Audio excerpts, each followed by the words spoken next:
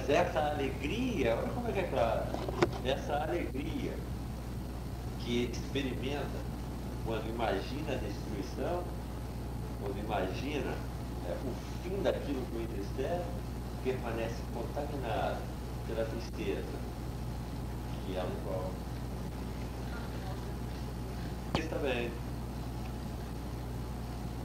Também é certo? Isso é claro. Porque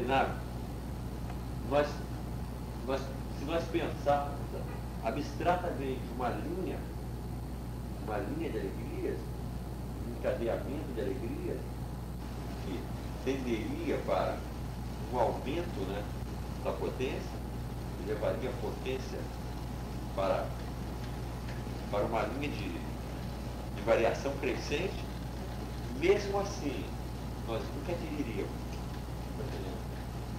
As alegrias passivas aumentam a potência, é a potência aumentada, não é a potência possível. Nós nunca possuiremos apenas acumulando máximo de alegria. Vê se estaria bem. Mas a acumulação das alegrias é o método rigoroso, é o método finalista. Não sei se também. É por aí. Preencha o seu poder de ser afetado de um máximo de alegrias. É tudo que nós temos. É tudo que nós podemos fazer. Você também. Não. E graças a essa acumulação, talvez nós possamos dar um salto. Se nós vamos conseguir, nada nos garante. Nós não podemos saber de antemão. Experimentem isso, é o que Spinoza dizia. É bem a aula, né? Não é pra falar, não. Outra hora, né? Tá fechando muito bem, cara. Tá tudo assim, A gente estava, quando há pouco eu fiz um comentário, falei do filme, talvez seja isso que os ignorantes não compreendem. O que é um livro? O que é um filme? Isso pode ser pensado e vivido como um encontro vital. Isso é isso, né?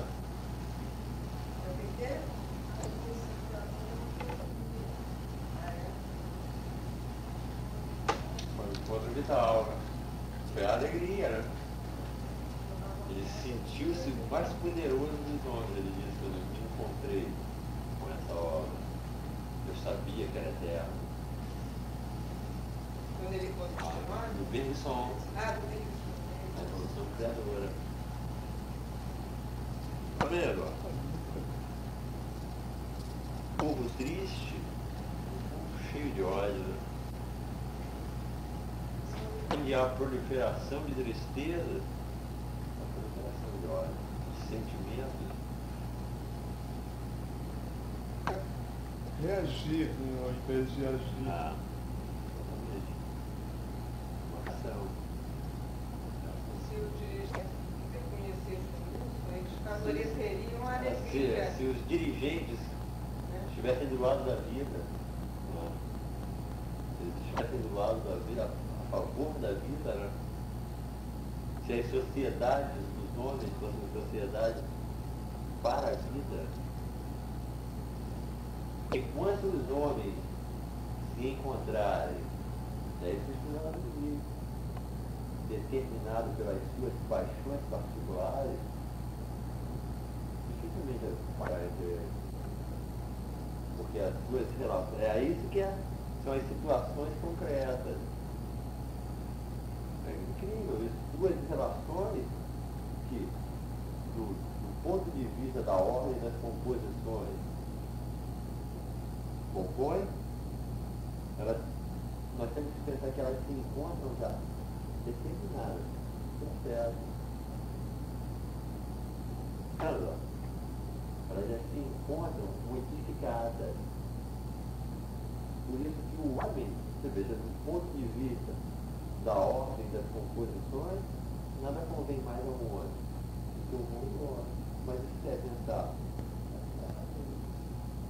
Corretamente, pode ser que nada seja mais venenoso e nocivo para o mundo do que um mundo. As complicações, se nós nos apoderamos dessa filosofia, dessa maneira de pensar, não advida aí, que nós podemos ser venenosos para nós mesmos. As partes de um homem podem se tornar nocivas para ele próprio, dependendo das relações e das afeições.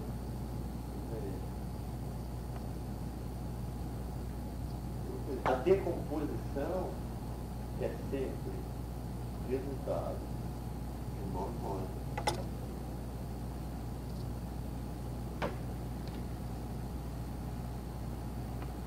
Eu não sei se está claro. Está bem, Adão?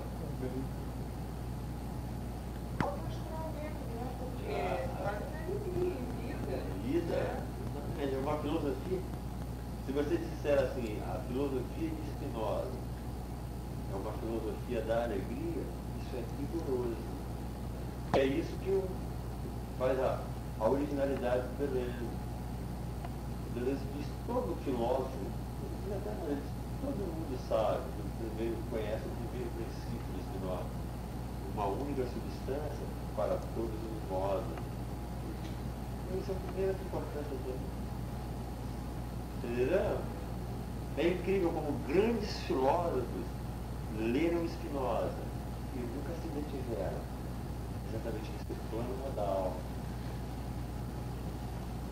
Então, que é, você vê, o modo infinito, os dois modos infinitos, uma só natureza para todos os modos. Incrível arte desse modo infinito que é a figura do universo inteiro. Né? Relações de movimento de repouso, depois a gente tem ressonâncias platônicas. O movimento e o repouso compreendendo. Todas as relações estão se todas as relações estão compreendidas no movimento e repouso, a relação vai ser a expressão de uma essência. As essências são coisas reais.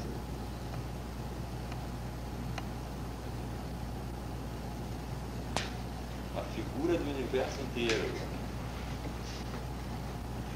Gente, né?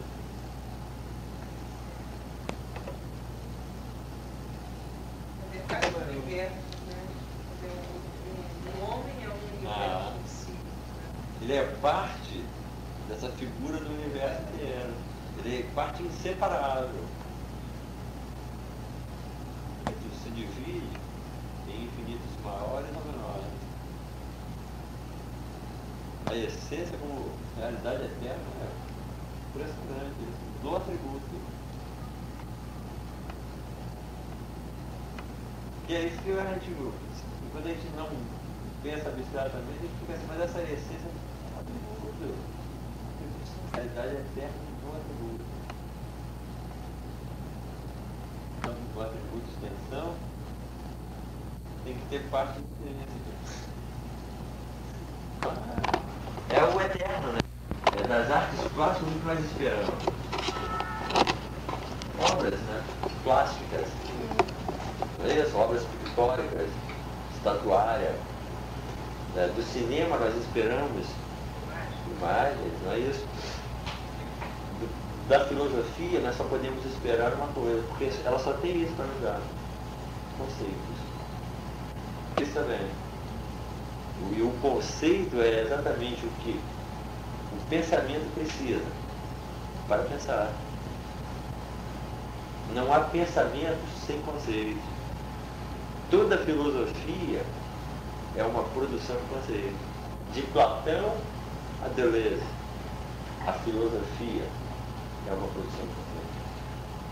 O Deleuze não para de dizer, sobretudo nas suas entrevistas, que fazem parte da obra, Deleuze não parou de dizer isso. A filosofia não é uma reflexão sobre, que é uma determinada concepção que se tem da filosofia. Pensa que a filosofia está aí para refletir sobre a ciência, sobre as artes. Está bem como eu estou dizendo? Mas o Deleuze diz que a filosofia é produção de conceitos. Ela não é reflexão sobre nada. Estão entendendo o que eu estou falando? Quando eu digo, como eu há pouco disse, nós vamos fazer uma passagem para o Kant, o que nós vamos encontrar é isso, novos conceitos. Os conceitos que Kant produziu.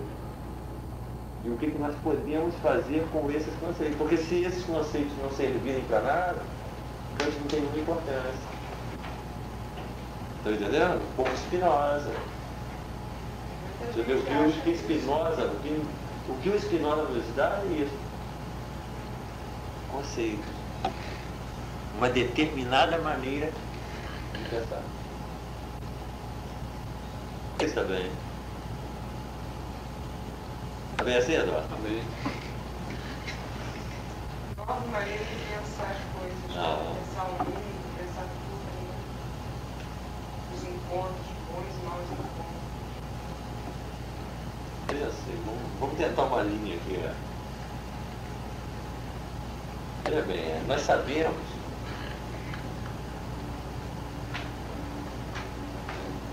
que o Spinoza pensa a existência como duração. A existência do modo como duração, não é isso? Vamos dizer, tudo aquilo que existe dura ou está na duração. Veja bem, apareceu aqui um conceito de duração, não é isso? Duração. E o que vem a ser durar? Estar na duração ou existir? Aquilo que está na duração passa de um estado para outro estado. E é dito durar porque o estado atual, ou o estado presente, é inseparável de um estado anterior. Veja bem, o estado presente é inseparável de um estado anterior. O que dura, a duração é exatamente essa ligação dos estados. Um estado como sendo inseparável de um outro estado. O estado presente está ligado a um estado anterior. Mas há também a passagem de um estado para o outro. Há o estado e há a passagem do estado. Claro, olha só, a passagem de um estado não se confunde com o estado antecedente ou com o estado presente. A passagem. Não é isso? Veja bem, esse estado é uma transição. Essa passagem é uma transição. Passagem ou transição como diferente de estado. Vamos dizer o estado como sendo o termo, ou aquilo que é. E a passagem é o que devém, o que passa, aquilo que nunca é. Fica difícil pensar isso, Carlos? Olha só, o que é e o que passa. O que passa nunca é, porque a natureza dele é passagem, transição. Então há alguma coisa que é a passagem, ou a transição, ou vamos dizer, usar esse termo, devenir. Não é isso? Essa noção de devenir como aquilo que passa, aquilo que devém. Está vendo?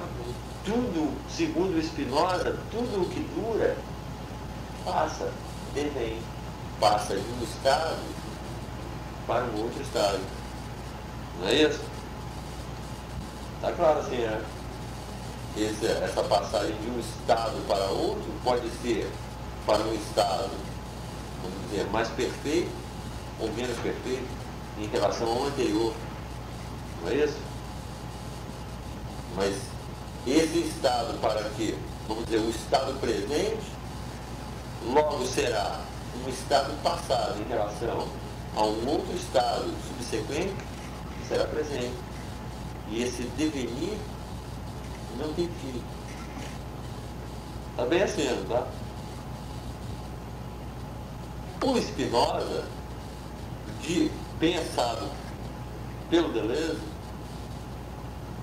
é um pensador que se instala essa passagem. Ou vamos dizer, o que é importante para um espinosista é a passagem e não o estado. Não pensar os estados, mas a passagem. Aí, veja bem, pensar o estado. Como é que nós podemos... Nós temos elementos para entender melhor isso? Temos muito. Por exemplo, nós pegamos a psicanálise. A psicanálise freudiana. E a psicanálise freudiana nos fala de zonas erógenas. Aparece uma noção na psicanálise que são as zonas erógenas. E essas zonas erógenas, elas estão ligadas a estágios ou fases. Estágios ou fases, como estágio oral ou fase oral, estágio anal. Está claro o que eu estou dizendo? A psicanálise vai fazer a descrição desses estágios. Está bem como eu estou dizendo? Estágio, fase narcísica. Se nós pegarmos uma obra brilhante sobre Freud, necessariamente nós vamos encontrar a descrição dessas fases. Nós vamos encontrar o pensador, ou o próprio Freud, o pensador da psicanálise, ou o próprio Freud, nos falando muito dessas figuras, que são as fases ou os estágios. Mas coisa surpreendente, a psicanálise fala muito pouco, ou mesmo não fala, de devenires. Estou entendendo o que eu estou dizendo? Veja bem, então, eu estou apontando para uma determinada disciplina, que no caso é a psicanálise, que se nós nos ligarmos a essa linha, nós vamos encontrar muito essa maneira de pensar, que é pensar nos estados ou as fases, mas não devenires. A psiquiatria também, porque a psicanálise e a psiquiatria se encontram, inclusive, nesse lugar aí, dos estágios ou das fases.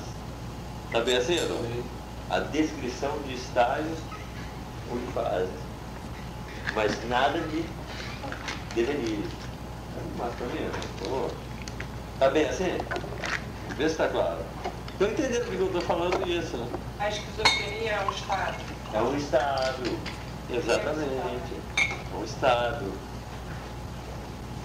E aí, quer dizer, a psicanálise pensam esse estado, mas não pensam Não pensa devenires.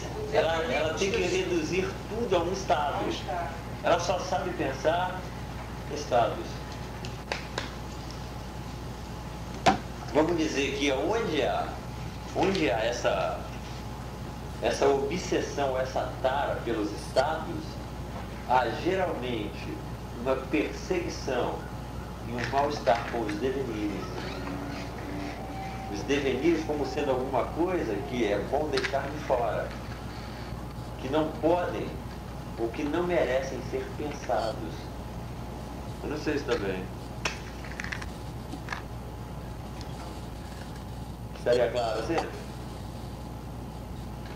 E a gente encontrando, por outro lado, o Deleuze e o Spinoza apontando para esses devenires, para essas passagens, como sendo o próprio pensamento, como sendo exatamente o movimento onde o pensamento se instala. Que pensar seria pensar os devenires, pensar as passagens. Ou como diz o Deleuze, pensar o e não pensar o é. Pensar o que está entre e não os termos. Está bem assim, Eduardo? Ou não? Tá bem, Carlos? Se qualquer problema você fala, sabe? Se você não estiver entendendo, estiver confuso, você diz, olha, eu não entendi aqui. Seriam os estados. Seriam os estados. Seria exatamente, é aquilo que permanece, aquilo que não muda. Tá bem assim? Há inclusive uma classificação muito famosa, psiquiátrica, né? Ela vem desses domínios da psiquiatria, uma tipologia, uma biotipologia, que eles falam, é o tal de Kretschmer. Inclusive quem fundou essa tipologia, que ele divide os homens em dois grandes grupos, os psicotipos.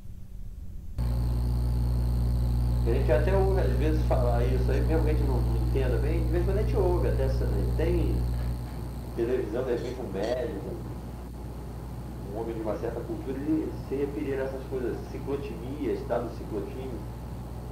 E o Kretschmer define esse tipo como sendo um tipo que ele passa a sua vida alternando fases de alegria e fases de tristeza. Olha só, fases de alegria e fases de tristeza. Está bem assim? Que pode inclusive evoluir, como eles pensam, pode haver uma evolução desse tipo, uma tendência, vamos dizer, desse tipo, a evoluir para um quadro já patológico, que seria a psicose maníaco-depressiva. É exatamente o momento em que esse tipo ele se torna suscetível a passar de momentos de grande euforia para mais extrema depressão. Veja bem, nós não saímos, como é que pensar em termos de estado? É fácil de entender isso, porque nós não saímos de estado. Não é isso? Você vê a ciclotimia como uma definição da ciclotimia como alternância de fases ou de estados. Não é isso? Está bem aqui? Está vendo? Está bem.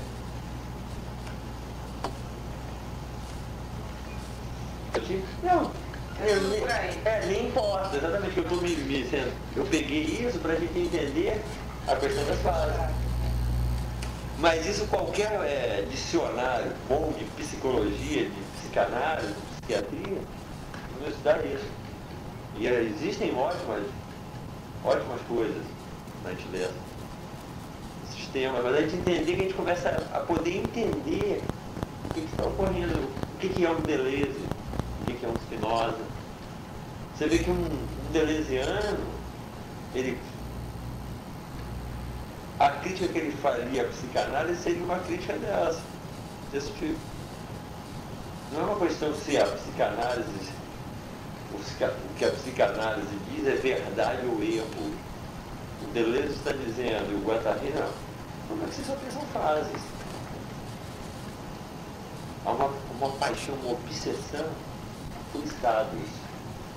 E não dão nenhuma importância aos devenires, às passagens, às transições. Não sei se está bem. Porque essas transições é que seriam criadoras de Deleuze. Esses devenires é que são criadores. Está vencendo? Veja bem, por que o interesse do Deleuze por um Hengler no Guattari? Provavelmente porque no Guattari, no Hengler, nós vamos encontrar devenires, passagens, transições. Não sei se está bem. Estaria claro, né?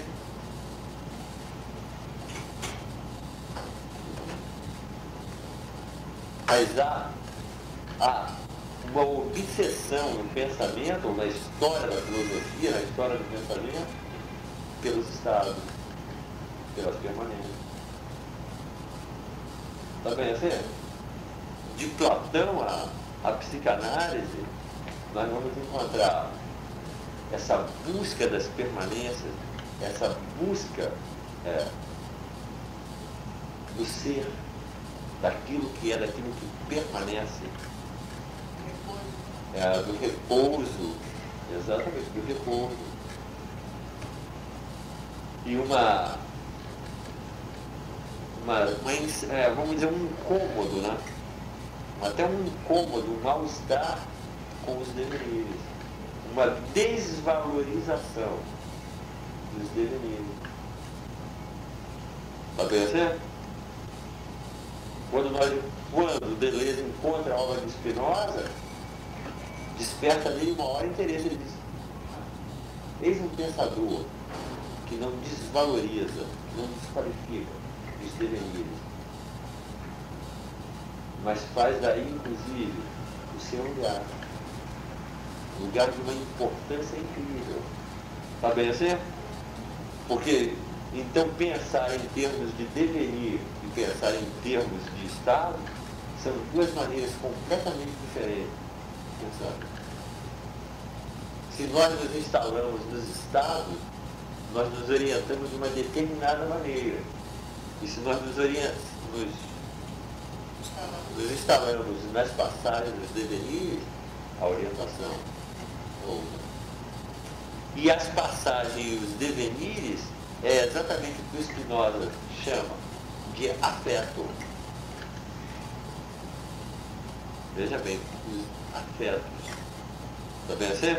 A alegria e a tristeza, há pouco eu falei da tipologia do Kretschmer, e ele diz que os ciclotímicos alternam estados de euforia ou de alegria ou estados de tristeza.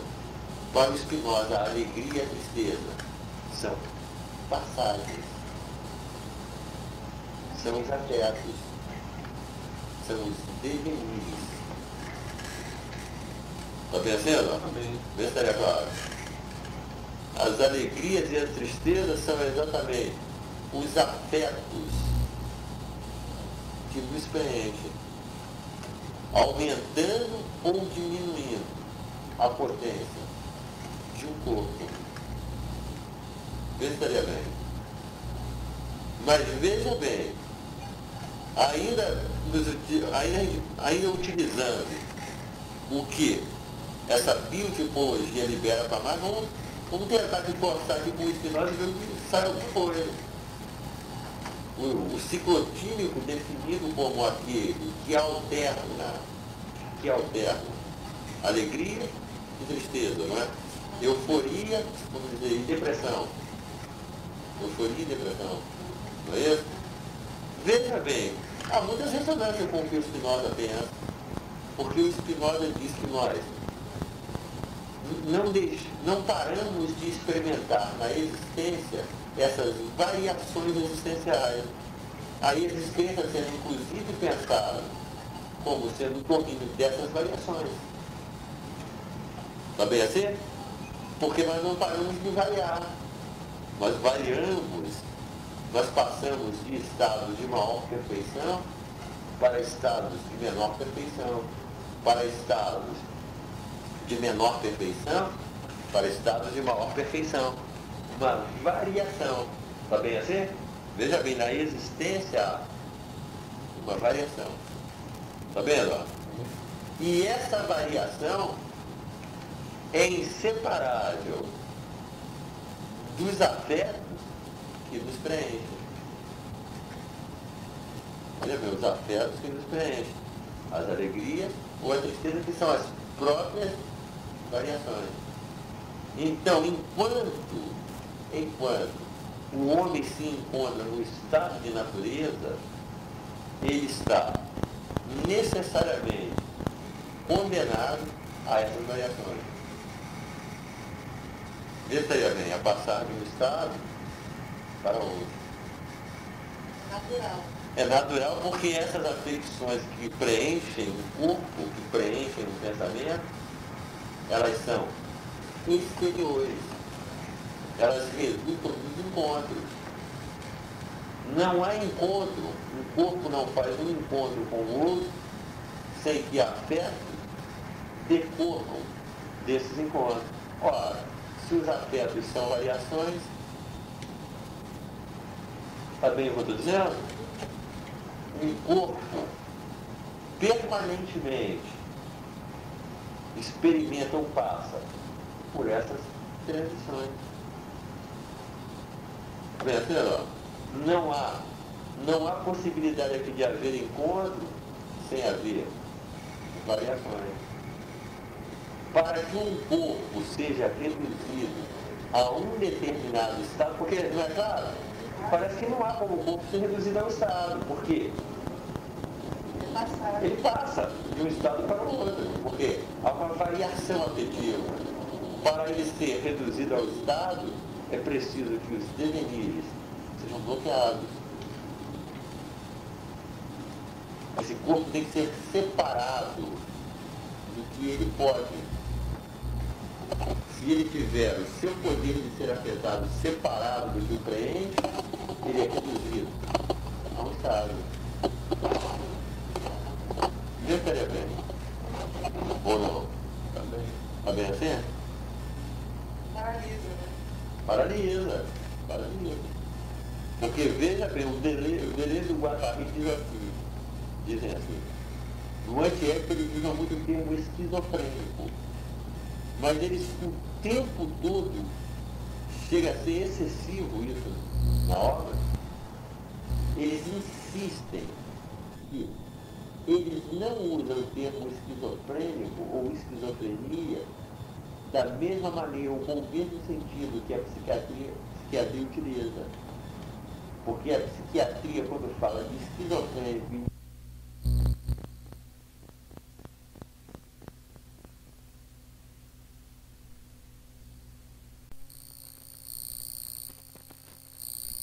a obra, quando esse processo é violentamente interrompido, barrado ou prolongado ao infinito. Está bem assim? Vê se estaria claro. E a psiquiatria, inclusive, apareceria aí como o agente que faria essa passagem, que tornaria esse processo um estado. Estão entendendo? Vê se está claro. Então veja que nós temos um confronto, o Spinoza nos leva aí a confrontar essas duas maneiras de pensar. Pensar estados e pensar devenires, passagens e transições. Está bem assim, né? Ou não? Veja bem, aquele que pensa por estados, ou que pensa estado, tem muita semelhança com aqueles que pensam em termos de órgãos e funções. Pensar órgãos, funções, caracteres. Vamos dizer que isso tudo faz um movimento só. Essa maneira de pensar é a mesma maneira de pensar. E um espinosista, ao invés de pensar um animal, um homem, ou qualquer coisa que exista por seus órgãos e suas funções ou seus estados, pensa pelo que esse corpo pode, em ação ou em paixão. Vê se estaria bem. Ou capacidade de afetos. Qual é a capacidade de afetos de um corpo? Ação ou em paixão? Qual é o poder de ser afetado de um corpo? Um corpo pode ser químico, físico, biológico. Está vendo? Pode ser um corpo social. Não importa. Ele será pensado pela sua capacidade de afeto. Vê se está claro, Zé. Claro? Onde há um corpo, há uma capacidade de afeto. Há um poder de ser afetado. E há devenires ou afetos que efetuam esse poder. Está bem assim? Ou não?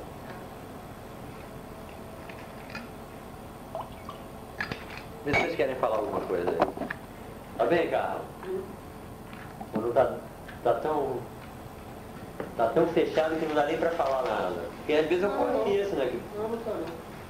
Porque se ocorrer também não é problema, porque isso pode ocorrer. Ser um muro, né? Que a gente não consegue penetrar.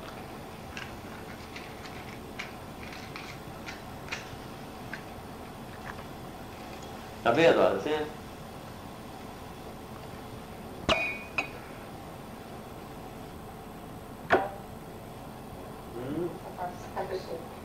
Essa passagem, você veja, mas o que é incrível é isso, que ele se centra nos estados e não nas passagens. Porque o estado é repouso, não é mudança. O estado é permanência. Permanência. Permanência. E não é criador, não cria Não, nada. não. Já que permanece tudo. Não. Fazer essa distinção estado, passagem. Por isso que eu tomei a psicanálise como exemplo, porque é muito claro. A psicanálise não cansa, ela só nos fala de estados, ou estágios, né, como eles gostam de dizer, ou fases. Aí depende do seguidor. Porque uns preferem usar fase, outros estágios. Estágio do espelho, os lacanianos, liberam um novo estágio, o estágio do espelho. São os estados, as descrições desses estados. Mas para pensar devenires, é isso que eu disse, é uma outra orientação. É uma outra maneira de pensar. São novos conceitos. Ou seja, os conceitos que servem para pensar estado não servem para pensar devenires. É uma outra orientação de pensamento. Está bem assim, Eduardo? Porque, veja, quando nós nos instalamos nessas passagens, nessa capacidade de afeto, se nós formos pensar, por exemplo, um animal, nós não vamos pensar pelos seus órgãos e pelas suas funções, mas pelo seu poder de ser afetado. Quais são os afetos desse animal? Quais são os afetos de uma composição de corpos? Por exemplo, o feudalismo, ou a máquina feudal. O feudalismo ou a máquina feudal. Vamos dizer que o feudalismo ou a máquina feudal, ela trouxe com ela uma composição do homem, do animal e de um objeto manufaturado. Olha só, homem, animal, objeto manufaturado. Homem, cavalo e estribo. Está bem assim? Veja bem, o pensador espinosista não vai se preocupar aqui em pensar o homem, o cavalo e o estribo, mas essa composição, porque essa composição é um indivíduo. Homem, cavalo, estribo. O que pode essa composição? Estão entendendo o que eu estou falando? Veja bem, o que pode essa composição, usando já agora um conceito do Deleuze, esse agenciamento. Está bem aqui? Qual é a potência de liberdade dessa composição de corpos? Vê se estaria claro.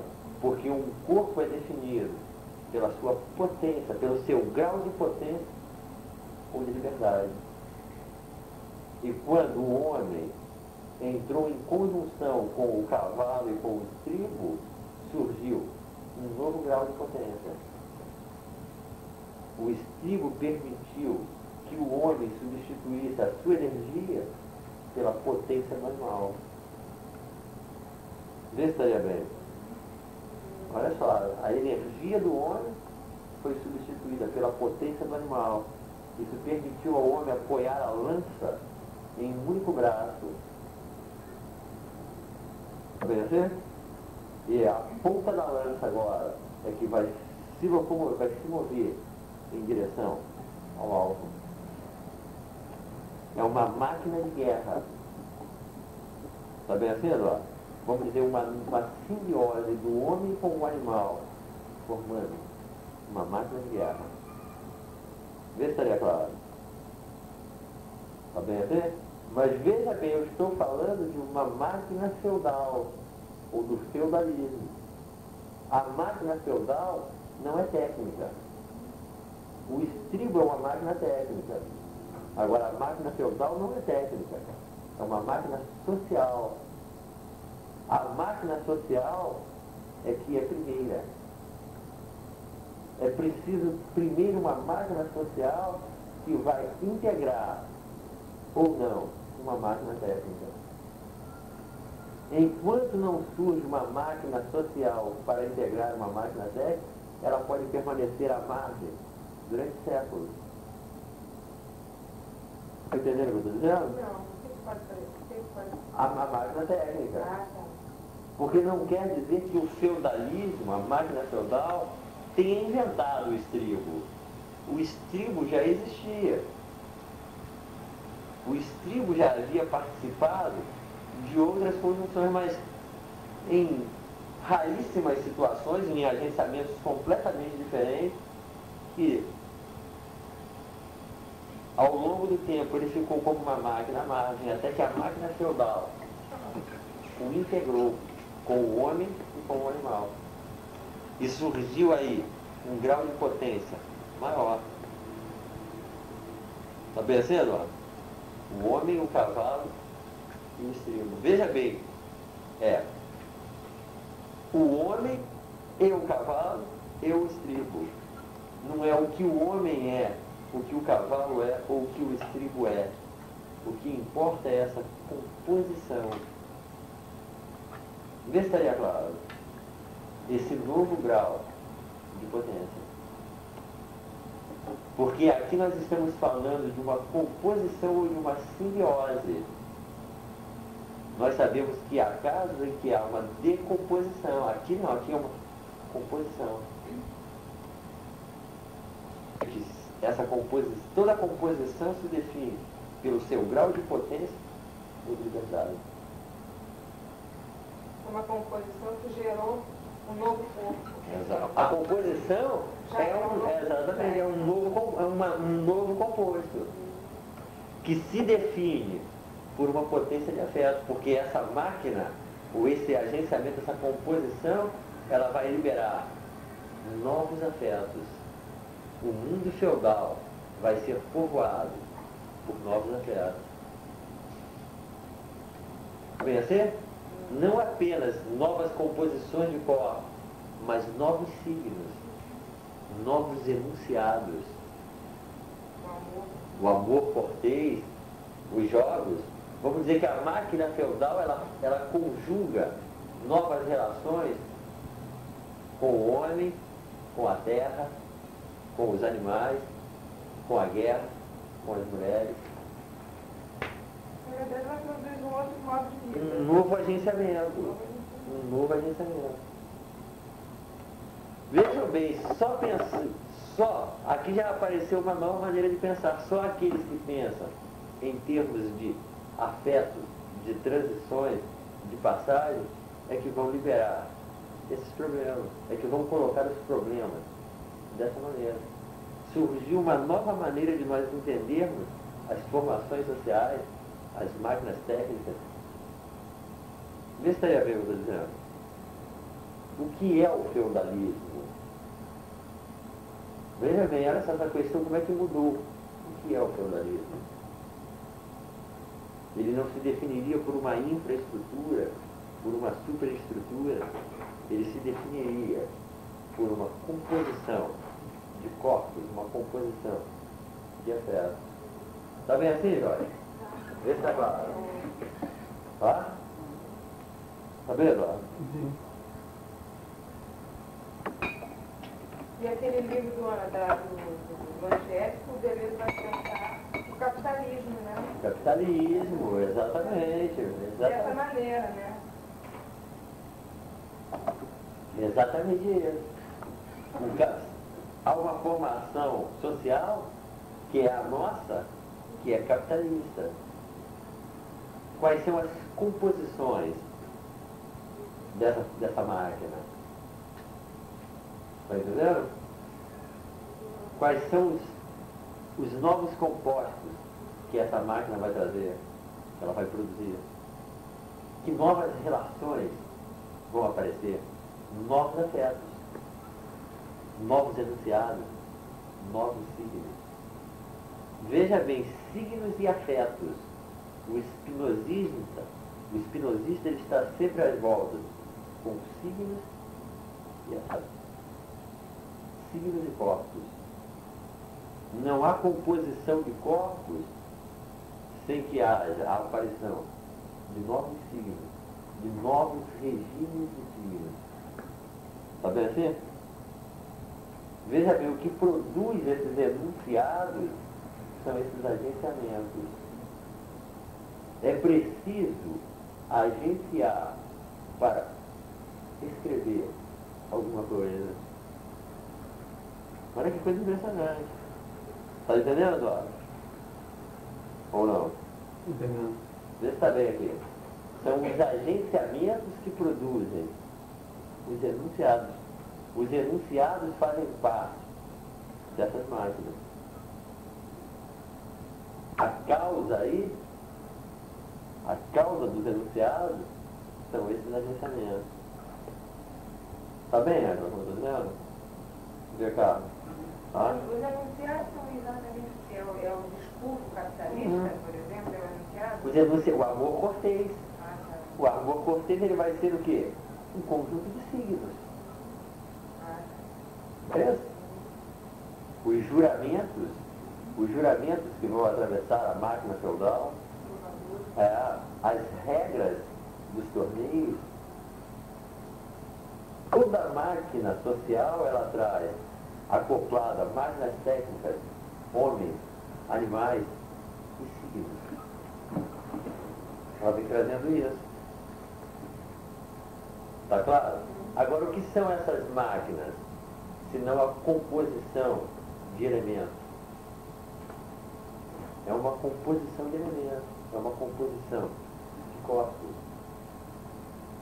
Corpos que são selecionados, que são integrados, que se compõem, e corpos que são excluídos.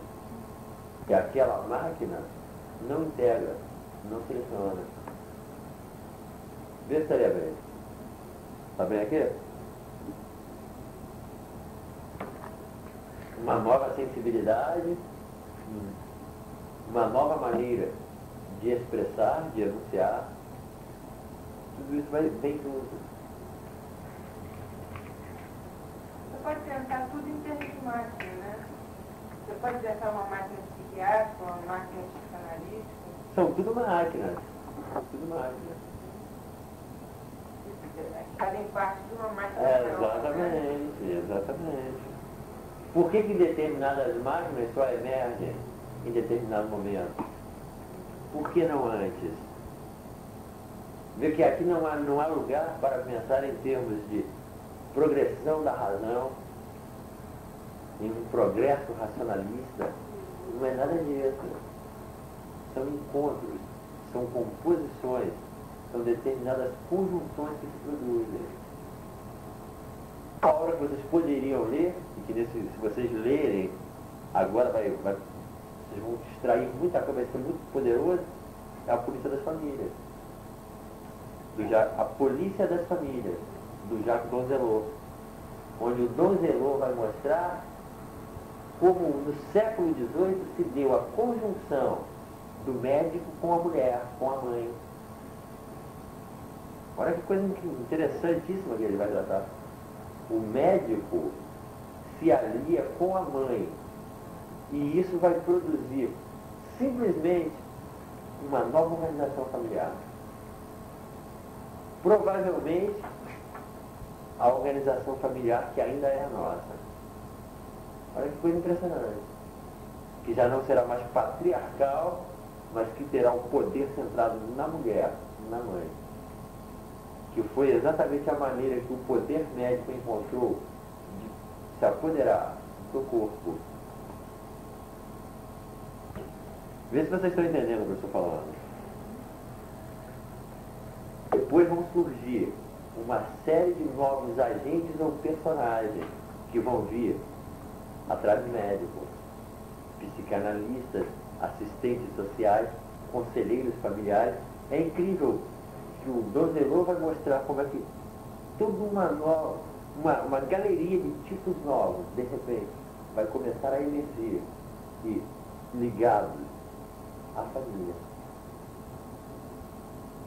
que essas figuras não existiam antes. O caso do médico, não. O médico já existia. Mas o médico tinha uma função completamente diferente. Porque vai começar a haver uma disputa de poder, que é exatamente isso, entre o médico e o padre. Porque até então a igreja era soberana. Essa mudança, esse novo agenciamento médico, mulher, mãe, não foi muito favorável para a igreja. Aí o poder médico se apoderou. A igreja tinha esse poder sobre o corpo e Sobre ela o- perdeu para o médico. Exatamente, porque a igreja tinha, vamos dizer, um poder sobre a alma. Não é isso? E mantinha o corpo prisioneiro da alma. O médico vai se apoderar do corpo. E parece que, logo em seguida, da alma. Ou como diz o Foucault, eles vão inventar uma alma para se apoderar do corpo. Impressionante esse sistema. Já sentiu que é barra pesada, né, cara? O negócio é guerra para valer. Porque essas forças estão agindo sobre o nosso corpo. A hora que eu estou dizendo, eu estou me referindo ao poder médico. Nós temos que pensar isso como poderes, como relações de poder. Como Foucault nos ensinou a pensar. Está bem aqui? Veja bem, eu estou dizendo que surgiu uma nova conjunção, médico e mulher. E aí o Dom Zelot é o caminho para vocês encontrarem esse tema. Porque vai surgir aí esse domínio novo que é o social. Vai surgir um novo domínio, que é o social. Está bem assim, A Edu? partir dessa conversa. Novos discursos, novos objetos, novos problemas. Tudo isso vai surgir. Bem assim, ó. O médico primeiro vai chegar como um conselheiro familiar. É aquele que apenas dá conselho. Mas é a máscara que ele precisa, porque ele ainda não pode se apoderar. E a igreja ainda está presente. Então ele se introduz primeiro como um conselheiro. E depois, no momento seguinte, começa a dar prescrições. Dizer como o corpo deve ser organizado, vigiado, controlado, higienizado. E olha, e ainda é aí que o poder médico se mantém. Nessa figura que, vamos dizer, é a sua base de poder, que é o organismo. O Spinoza nos dá uma maneira de nos livrarmos desse poder. Estão entendendo o que eu estou dizendo? Por que o que eu estou falando faz sentido? Porque o Spinoza diz que nós não devemos pensar em termos de organismo. Pensamento, está vendo? Também. Vamos dizer, um espinosista não pensa em termos de organismo, mas em termos de potência de afeto. Vê se estaria claro. E olha o que eu estou dizendo para vocês, isso aqui é tema para trabalho, para fazer aqui pesquisas. A gente vai liberando os problemas, o organismo como sendo o lugar onde o poder médico se instalou. Não há poder médico sem organismo. Como não há psicanálise sem, vamos dizer, sem ético, sem psiquismo, sem aparelho psíquico.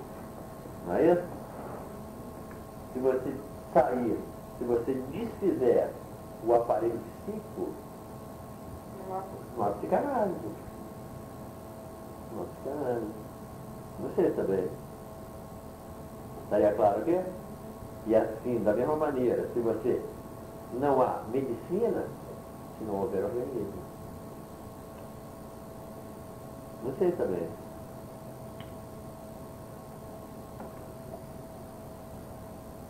Quer falar alguma coisa? Não, estou pensando que eu acho incrível, né? Como é que um camarada vai escrever um livro que a mãe se associou com o médico? E daí surge uma obra, né, de pensamento. Exato. Que teve como, que mereceu um prefácio escrito pelo Deleuze. Vê o nível dessa obra. O Deleuze foi quem fez o prefácio dessa obra.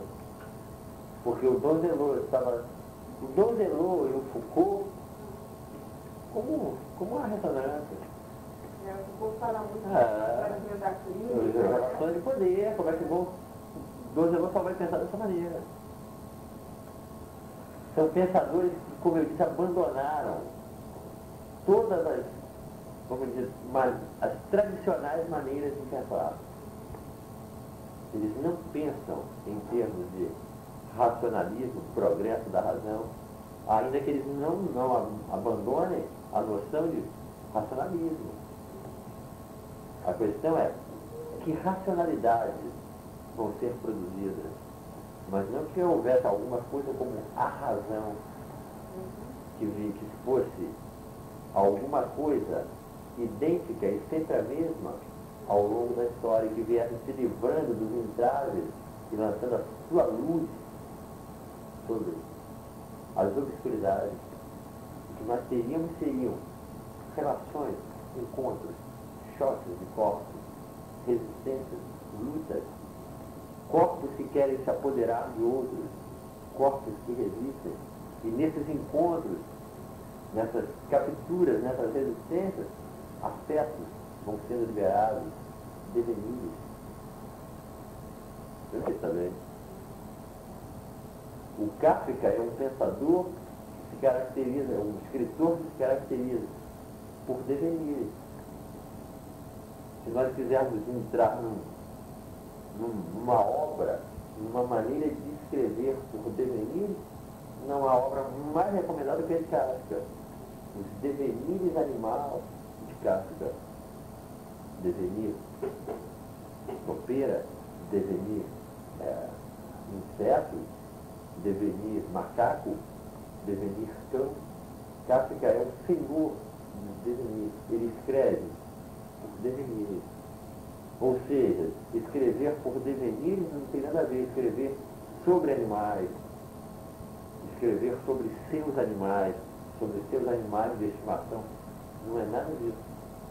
É uma coisa completamente diferente. É um tornar-se. É um tornar-se, exatamente. É um tornar-se animal. É pensar com um gato. É pensar com uma toupeira. Não sei, tá bem? Tá bem até? Vendo, ó? Não é escrever sobre, mas é escrever com. Escrever com as matilhas que passam em nós, diz o Rockmantal. Tá bem até? Vem cá. Aquele... Tá chegando nos movimentos aí. Você tem que... Lembra que eu falei há pouco, e é exatamente, você tem que entrar. Não, tá bem, por acaso, isso é como asa delta ou surf. O pensamento é como surfar ou fazer um voo de asa delta. Por que eu peguei esses exemplos? Isso não são metáforas. É porque na asa delta do surf, você tem que entrar no meio do movimento. É diferente, por exemplo, de uma corrida de 100 metros, onde há um ponto de partida. Não é isso? Há determinados esportes que são diferentes. Nós temos que entrar no meio, nos deixar ser aceitos ou não. Não é isso? Deixar a onda levar, encontrar as correntes. E o pensamento é exatamente isso. Porque pelas maneiras clássicas de pensar, que é a busca dos princípios, das origens, nós temos uma maneira de entender as coisas que é, há um começo, há um meio e há um fim nessa ordem. E não é nada disso, está entendendo? Nós entramos no meio. Nós começamos sempre no meio. Nós começamos a existir no meio, entre as coisas. E passamos a nossa vida no meio.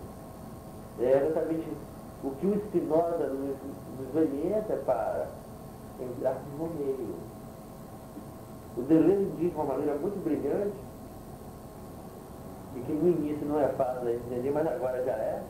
Ele diz: todo mundo conhece o primeiro princípio de Spinoza, uma única substância para todos os atributos. Quando ele diz isso, todo mundo conhece, sem dúvida que ele está passando o que os franceses chamam de uma moquerie, né? Uma zombaria. Todo mundo conhece, são os filósofos.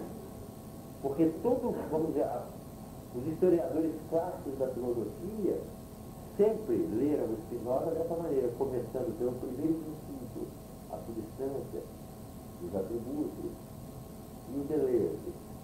Começa pelos modos. Porque ele diz que a questão do Spinoza é, esses planos de imanência são os modos. É instalar-se no meio. Ele diz lá pelo 10º ou 15º princípio. Ele diz, aí já não é mais um princípio. É abolir os primeiros princípios. É uma obsessão do pensamento pelo primeiro princípio, pelo ser. Está bem a pena? Claro. O Deleuze chega a dizer que os alemães cultuam o Grunde. Há um culto do Grunde em alemão. Grunde é uma palavra alemã que quer dizer fundo, de onde deriva o substantivo fundamento. Grundlegung, né? O famoso substantivo alemão, Grundlegung, que é o fundamento. O Kant, toda a questão do Kant é os fundamentos. Kant tem uma obsessão pelos fundamentos. Estão entendendo o que eu estou dizendo? Procurar os fundamentos da moral, os fundamentos da ciência. Não sei também. Vamos dizer que toda a orientação do Kant é em direção aos fundamentos. Encontrar os fundamentos. Enquanto que a literatura inglesa e americana só se preocupa com os encontros, com os desunidos. São duas maneiras completamente diferentes de pensar. Que aqui tem até um domínio, se você quiser se aventurar, que o Deleuze indica, que são indicações para que alguém pegue e vá fazer trabalho.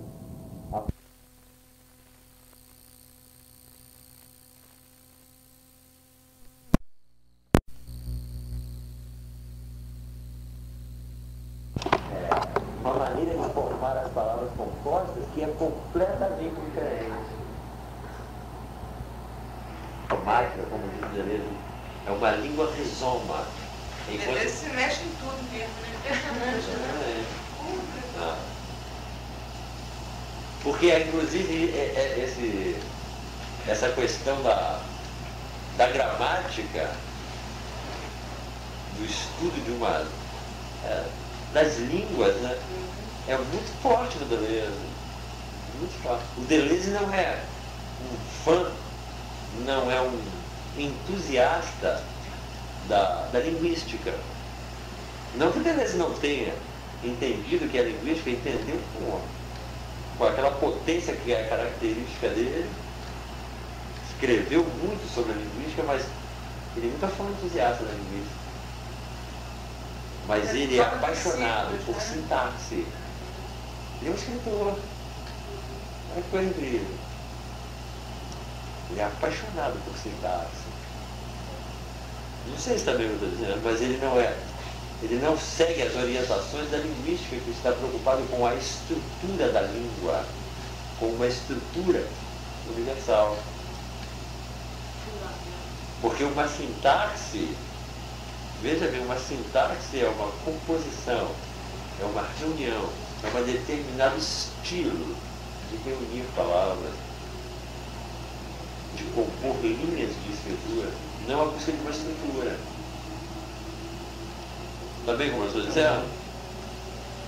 Vem, eu gostaria agora. Tá? Veja que eu já liberei alguma coisa aqui do Kant, vocês segurem. Que aqui está, inclusive, vamos dizer, o que seria o kantismo. O kantismo, se nós entendermos que o Kant é essa busca dos Aí nós já entramos no vento. Nós já entramos, depois é só agora navegar aí, saber que entrar em Kant é fazer exatamente essa experiência de buscar as origens, os princípios, os fundamentos. Vamos ser rigorosos em Kant, a questão é o fundamento. Os fundamentos da moral, os fundamentos da moral. Do que aí nós vamos encontrar uma orientação para lei, a lei fundada na pura razão, enquanto que no Spinoza, a nossa orientação é para outros lados. Não sei se está vendo. Veja só, nós vamos encontrar no Kant alguma coisa que é o imperativo categórico. Veja bem, imperativo categórico, que é como Kant vai chamar as leis da razão pura, ou as leis morais. Imperativo categórico. Está bem aqui, Eduardo? Olha só, imperativo. Depois a gente vê com detalhes, nesse momento não importa. Mas veja bem, o Kant libera alguma coisa que é o imperativo categórico. E o Spinoza, na sua classificação de signos, diz que há signos que são imperativos, ordenam. Está bem o que eu estou dizendo? E os signos em Spinoza, eles são do primeiro gênero de conhecimento. Ou seja, eles são do conhecimento que é da imaginação. Não é do entendimento. Ou não é da razão. Está bem assim? Vê se está claro. Está claro, não é? Ele diz que o homem da imaginação, ele está sempre às voltas com signos. Não é isso? Ou com regimes de signos. Com determinados regimes de signos. Porque os signos, eles vão formar regimes. Não é isso? Está vendo? Ó? Mas a imaginação nós sabemos que é a mais baixa potência do pensamento. Não é isso?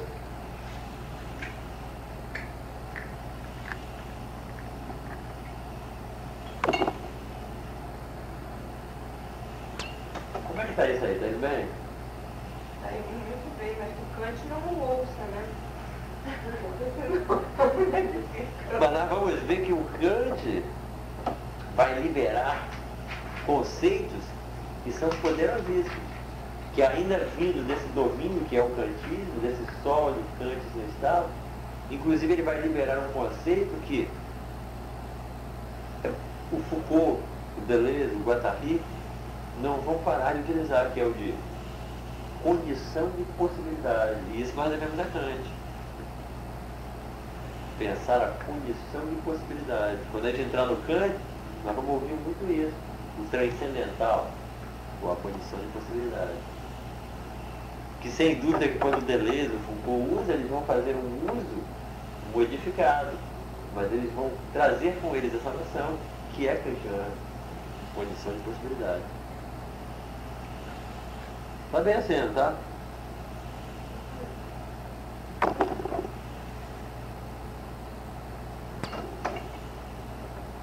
Kant que é?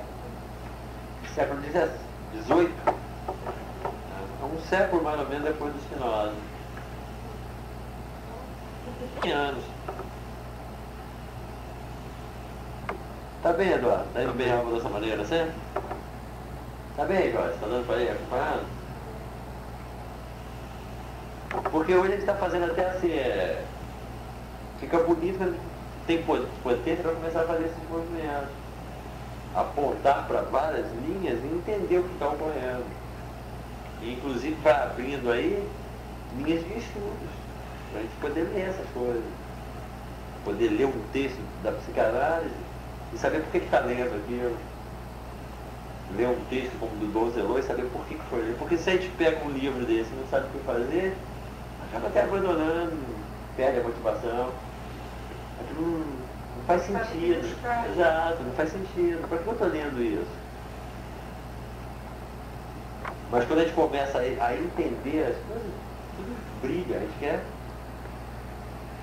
Entender cada vez mais. exatamente, quer entender cada vez mais. Porque cada entendimento que a gente faz aumenta a nossa potência, nos torna aptos a entender um número maior de coisas. Vai nos tirando desse lamentável estado que é a ignorância. Porque isso estão entendendo? Olha só, a ignorância é um estado, manter o homem no estado de ignorância, estado de impotência. Tá vendo? Eu não sei se está claro. No medo, né? No medo? Exatamente, no medo. Prisioneiro de todas as paixões tristes, tendo o seu poder de ser afetado, preenchido, a tristeza. Aqui tá bem, cara? Olha, veja bem como é. É claro, mas ao mesmo tempo é muito difícil da gente se instalar para pensar dessa maneira. E quando eu pergunto, está bem, nós estamos entendendo que isso é uma maneira de pensar. Que é o que eu disse no início, não há progressão do conhecimento. Não tem nenhuma importância entrar num filósofo só para fazer ali um acúmulo de conhecimento, dizer, eu sei isso, ou eu sei aquilo. Porque isso é um estado. Pensar que nós vamos chegar a um estado que é o de sabedoria. Não é nada disso. Exatamente, não é nada disso. O que o Spinoza avisa é um aumento de potência, é um devenir racional, é um tornar-se racional. Devenir para a liberdade.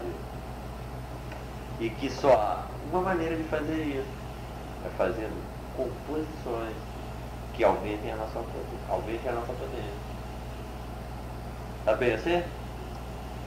Então, um encontro com um livro, com uma obra de arte, tem que ser pensado dessa maneira, em termos de composição. Ou aquilo compõe, ou passa alguma coisa, ou aumenta a nossa potência, então deixa de lado. Pode ser até que depois a gente possa fazer alguma coisa, mas se não estiver fazendo uma composição, não serve para nada. Tá bem assim? Ele diz muito isso em várias passagens, quando fala do Bergson, mas em outras passagens também. O Bergson é um momento muito bonito, quando nós encontramos o Miller falando do encontro dele com o Bergson, porque ele diz que quando ele encontrou a obra de Bergson, a filosofia do Bergson, ele disse que ele estava num momento da vida dele que ele estava muito inclinado até para o suicídio, para a loucura, que provavelmente teria sido o fim da vida dele se ele não tivesse encontrado com Bergson. Mas que Bergson trouxe para ele uma motivação de vida, um aumento de potência. O que ele vai dizer é exatamente isso. O Bergson me fez com que eu me sentisse imortal, eterno. Tá vendo? Ele não disse em momento em que o Bergson tornou ele mais sabido. Tá entendendo? Porque, inclusive, quando eu digo isso, quando a gente começa a encontrar com certos textos, nós vamos encontrar coisas curiosas. Os nietzschianos, os espinosistas, não são chegados aos intelectuais. Produz um paradoxo, né? A gente pensar, então o nietzschiano não é um intelectual? Não. O Bouvet diz isso com muita beleza, e com muita clareza, num momento muito lúcido. Ele diz o intelectual, ou os intelectuais, são uma raça do ressentimento. Ele está fazendo um apontamento aí muito sério, dizendo que os intelectuais, raça do ressentimento, são seres do ódio. Eles querem fazer da vida, olha isso que eu vou falar, cara, querem fazer da vida uma matéria para ser julgada. Isso começou com Sócrates e ainda não terminou. Fazer da vida uma matéria para o julgamento. Não sei se está bem. Está claro aqui? O que o espinosismo nos dá é essa chance de poder pensar e o pensamento não ser um julgamento. Não sei se também. Separar esse mau encontro que o pensamento fez com essa figura que é o julgamento. E aí aquele texto do Lawrence é poderosíssimo do João de Patmos.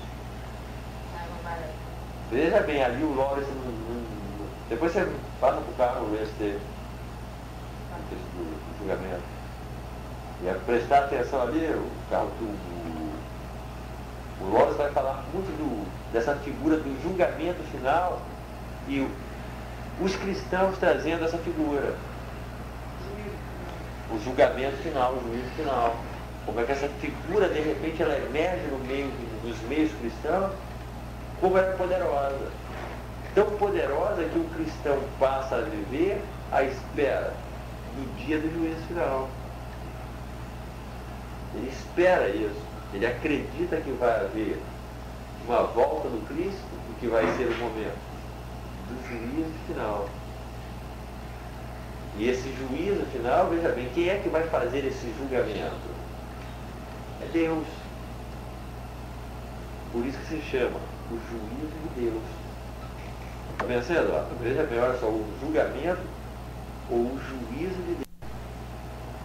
E essa figura que é religiosa, porque veja bem, eu estou dizendo, ela nasceu nos meios judaicos cristãos, ela vai se ligar e se confundir com a história do pensamento.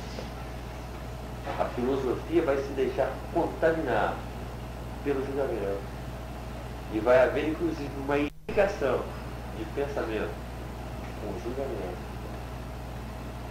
Não sei se está bem. Está entendendo? Sem dúvida que isso daqui, como eu estou falando, dá apenas um apontamento. Mas nós vamos quando a gente começar nas linhas, nós vamos encontrar isso.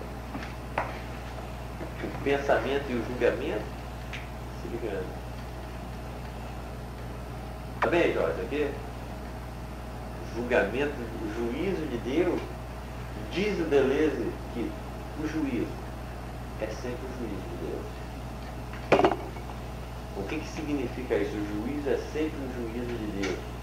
Onde quer que nós encontremos essa figura, o juízo, e em Kant, nós vamos encontrar muito essa figura. Ela permanece, ela não pode se livrar da sua origem, que é religiosa. Uma figura não filosófica. Estão entendendo o que eu estou dizendo? Ela não veio da filosofia, mas ela e a filosofia se conjugaram.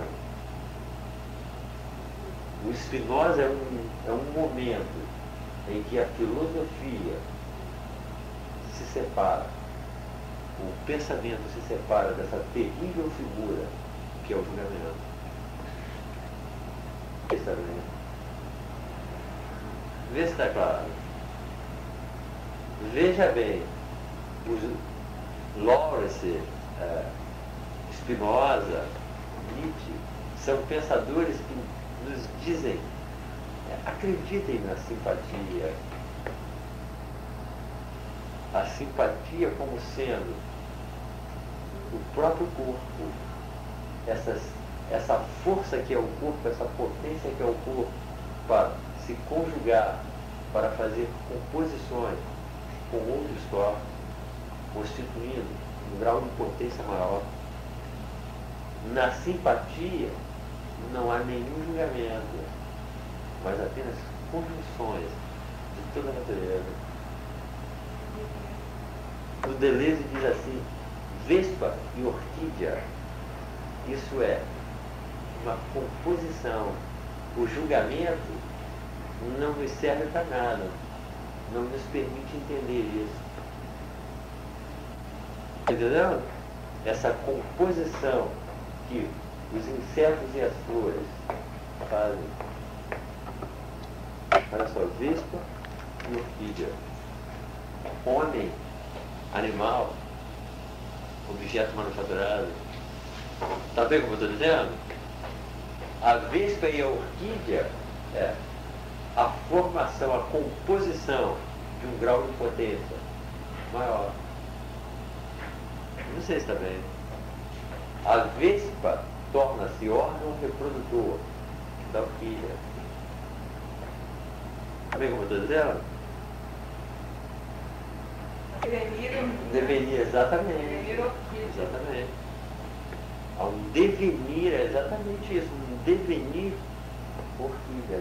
Não é que a vespa, ou a orquídea não imita a vespa. Ela faz um devenir com a vespa, faz uma composição. É uma simpatia, uma simbiose. Vê se estaria bem. Ou não? Vamos dizer que nós poderíamos dizer, spinozistamente, deleuzianamente, dizer que a existência, ela passa por dois movimentos: capturas e alianças. Encontros que nós fazemos podem ser ou captura ou aliança. As capturas são os encontros que querem submeter o nosso corpo e as nossas relações de movimento, de repouso, a uma determinada relação que não é a nossa, que nos enfraquece, que diminui a nossa potência. E as alianças e as ligas são as composições que aumentam a nossa potência. Vamos dizer que um tirano e um sacerdote, ele só pensa e ele só vive em termos de captura. Enquanto que um feiticeiro só pensa e vive em termos de aliança. Aí vocês podem ler o Carlos Castaneda, que é uma obra fantástica para entender isso. O índio Dom Juan só fala e vive em termos de aliança. Ele só fala para o Carlitos de alianças. E sabe que o que é difícil para o Carlitos, e inclusive ele ri muito. O Dom Juan é muito alegre. Ele não para de rir. E ele ri muito do Carlitos. Porque o que ele sabe que é difícil para o Carlitos é pensar em termos de aliança.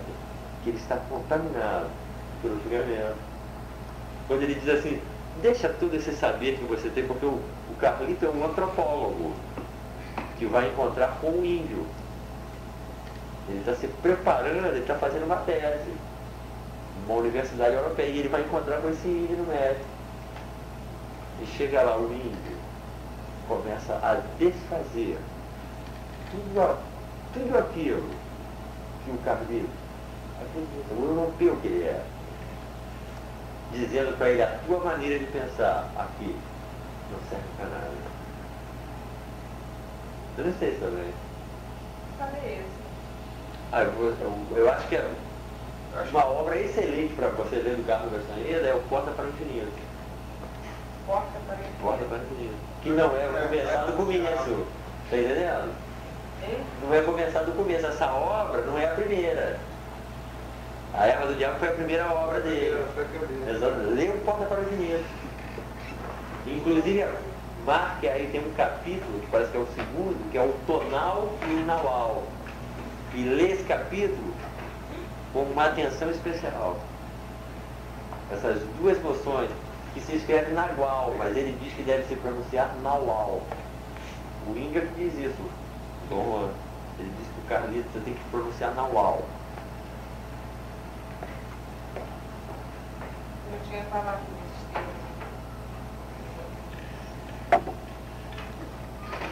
E ele só vai, preste atenção como é que eu disse, o feiticeiro, pensando em termos de aliança. Ora, Se então eu disser que o Spinoza tem um pensamento de feiticeiro, não tem nenhuma metáfora nisso aqui não. Spinoza está mais próximo de um feiticeiro do que de um teólogo. Quase queimaram ele. Está entendendo? E como é claro entender? Como é difícil para um feiticeiro passar no mundo dos teólogos? Está entendendo? Se são os teólogos que impuseram a ordem, é difícil para o feiticeiro passar. O que eu estou dizendo para vocês é que é uma coisa que eu insisto muito. E que nós, nas nossas experiências de vida, é a única maneira da gente entender isso. Não é fácil ser um homem livre. Se pensar em termos de feitiçaria, de alianças, de ligas, de composições é um caminho para a liberdade, é simultaneamente um árduo caminho. Porque o mundo que nós vivemos não tem simpatia para as pessoas. Talvez a condição para nós nos integrarmos em sociedade é ser homens do ódio, da morte, do julgamento, exatamente. É o que se faz no todo do julgamento. Tanto que você vê como é que a psiquiatria define o alienado ou o doente mental. É aquele que perdeu o juízo. Está entendendo? Se você... Vê se está claro. Como é claro isso? Está entendendo, Eduardo? Os loucos, né? Porque veja bem o que é que você precisa marcar aí na diretiva. Para a psiquiatria isso é doença mental. Ou seja, aquele que perdeu o juízo saiu da razão. Olha, confirmando o que eu falei, que há uma identificação de juízo com o julgamento. Isso também. Estar no juízo é ter um tribunal dentro de si. O que Spinoza conseguiu foi pensar sem ter um tribunal dentro de si. Ou a gente pode dizer, Spinoza é um desses raros homens que conseguiu pensar que ele fez do pensamento alguma coisa alegre e viva. Não sei se também. Bem, melhor. Os espinosistas não são amantes do julgamento.